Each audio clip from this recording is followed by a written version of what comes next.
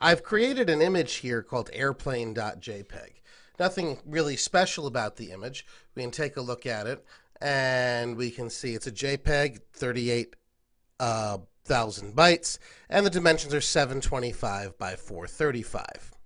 So this is an image where at full size, it may not fit in some mobile devices. So we're going to have to deal with that fact. First thing I'm going to do is I'm going to take this and I'm going to put it in the correct folder. So here in the www folder, it's probably a good practice to put it in the img folder for images. And there's airplane.jpg. Now, I just need a little bit of HTML to make it visible. img source equals, and then we do the img folder, airplane.jpg. So fairly easy to actually display the image. And we can go ahead and see how that looks in our iOS device here. We'll load up Xcode, and we'll go ahead and try it in the device. Okay, so now with Xcode running, I'm going to go ahead and I'm going to use our iPhone versus iPad simulator. Use the iPhone 5.1 simulator, and I'm going to hit run. And it'll take just a moment or two to build. So there's our image, and obviously the image is too large for the device at this resolution.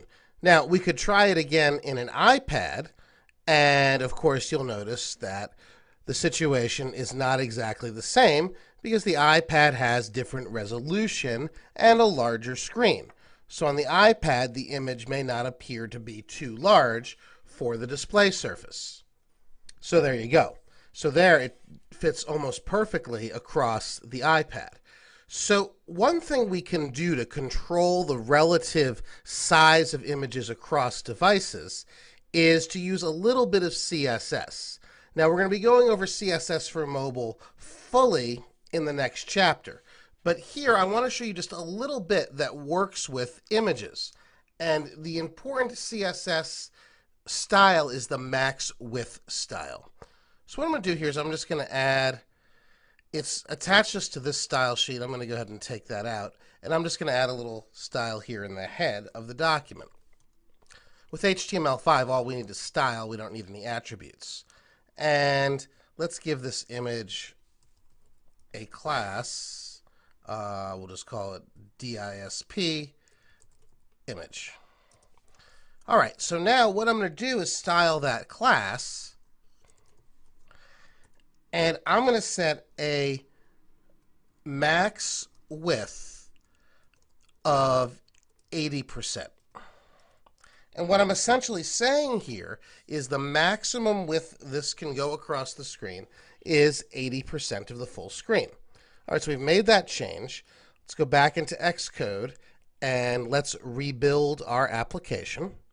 And I'm going to go back into our iPhone simulator. Don't need our iPad anymore. Run that. The build succeeded. There's our iPhone. And in a moment, you'll see, so now this just goes across 80% of the screen. And that would be true for any device. Now, we also could express max width in exact pixels. But using a percentage means that it looks relatively the same across different screen sizes. So if we go back to the iPad, it's actually going to be relatively sized the same as it is on the iPhone, go across 80% of the screen at maximum. However, the proportions will be about the same. So that allows us to plan other parts of our layout with using the max width style rule. And there we go. Of course, this has an identical function in Android. So using images and max width, we get to control our images and how they display in HTML5 Mobile.